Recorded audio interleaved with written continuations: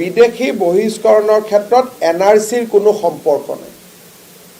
এনআৰচিত নাম থাকিলেও যদি বিদেশী তাক খেদিব পাৰে। ড্ৰাফট এতিয়াতো এনআৰচিটো ফাইনেল এনআৰচি হৈ গ'ল ন, এতিয়াতো ড্ৰাফট এনআৰচি নাই। শব্দত মানে ফাইনেল এনআৰচি হ'লেও এনআৰচিখন এনেকুৱা বস্তু নহয় যে এনআৰচিত মই ভুল কৰি সোমাই গ'লোঁ মানে কামটো হৈ গ'ল। যদি মেট্ৰিক পৰীক্ষা আপুনি বেলেগে বহি পাছ কৰে তেতিয়াহ'লে আপুনিতো ৰিজাল্টটো কেনচেল কৰিব পাৰে। ধৰক মোৰ হৈ বহিলে জয়ন্ত মল্ল বৰুৱা, পাছ কৰিলোঁ, পিছত প্ৰমাণ হ'ল যে মই বহা নাছিলোঁ, জয়ন্ত মল্ল বৰুৱাই বহিছিলে, পাছ কৰিলেওতো পাছটো ফেইল হ'ব নহয়।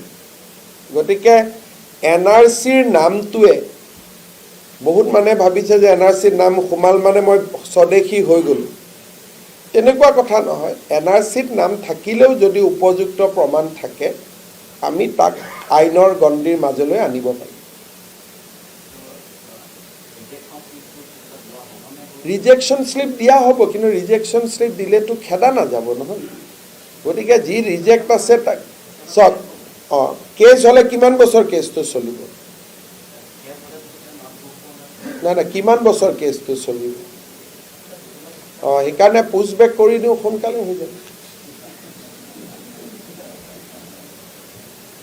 এই কেছ মামলাক বিশ্বাস কৰি থাকিলে এতিয়া লাভ নহ'ব আৰু, যিহেতু সুপ্ৰিম কোৰ্টৰ সাংবিধানিক বিচাৰপীঠে আমাক দিছে যে খেদি দিয়াৰ অধিকাৰ অসম চৰকাৰৰ আছে। এতিয়াতো এইটো আইন বিৰুদ্ধ কথা নহয়, এইটোতো জাষ্টিছ সূৰ্যকান্তে দিয়া এটা জাজমেণ্ট হয়।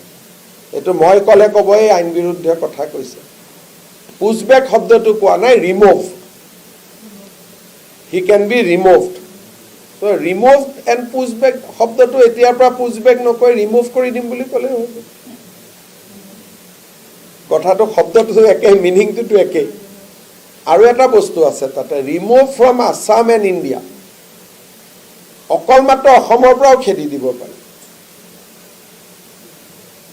যদি আমি ভাবোঁ যে তেওঁলোক বেলেগ কোনোবা ৰাজ্যৰ পৰা আহিছিলে, থ্ৰু আছাম বা অসমলৈকে ডাইৰেক্ট অহা নাছিল, অমুক ৰাজ্য দি আহিছিল, যি ৰাজ্যলৈ আহিছিল সেই ৰাজ্যলৈকেও আমি পঠাই দিব পাৰোঁ।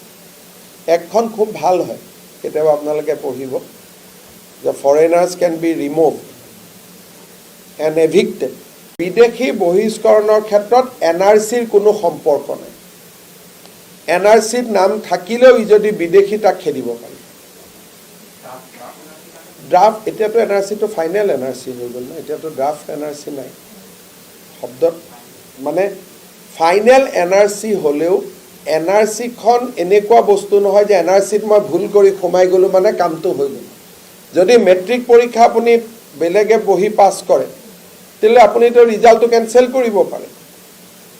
ধৰক মোৰ হৈ বহিলে জয়ন্ত মল্ল বৰুৱা, পাছ কৰিলোঁ, পিছত প্ৰমাণ হ'ল যে মই বহা নাছিলোঁ, জয়ন্ত মল্ল বৰুৱাই বহিছিলে, পাছ কৰিলেওতো পাছটো ফেইল হ'ব নহয়। গতিকে এনআৰচিৰ নামটোৱে বহুত মানে ভাবিছে যে এনআৰচিৰ নাম সোমাল মানে মই স্বদেশী হৈ গ'লোঁ, তেনেকুৱা কথা নহয়। এনআৰচিত নাম থাকিলেও যদি উপযুক্ত প্ৰমাণ থাকে আমি তাক আইনৰ গণ্ডিৰ মাজলৈ আনিব পাৰিম। ৰিজেকশ্যন শ্লিপ দিয়া হ'ব, কিন্তু ৰিজেকশ্যন শ্লিপ দিলেতো খেদা নাযাব নহয়। গতিকে যি ৰিজেক্ট আছে তাক চাওক, কেছ হ'লে কিমান বছৰ কেছটো চলিব?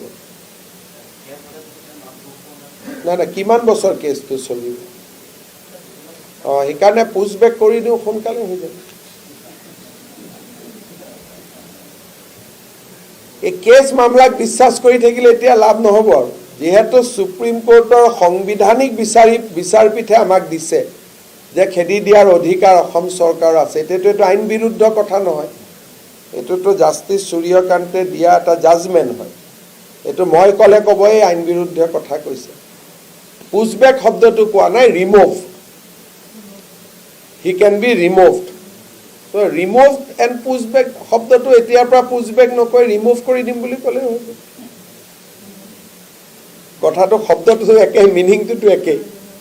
আৰু এটা বস্তু আছে তাতে, remove from Assam and India, অকল মাত্ৰ অসমৰ পৰাও খেদি দিব পাৰি। যদি আমি ভাবোঁ যে তেওঁলোক বেলেগ কোনোবা ৰাজ্যৰ পৰা আহিছিলে, থ্ৰু আছাম বা অসমলৈকে ডাইৰেক্ট অহা নাছিল, অমুক ৰাজ্য দি আহিছিল, যি ৰাজ্যলৈ আহিছিল সেই ৰাজ্যলৈকেও আমি পঠাই দিব পাৰোঁ। একখন খুব ভাল হয়, কেতিয়াবা আপোনালোকে পঢ়িব যে foreigners can be removed and এভিক্টেড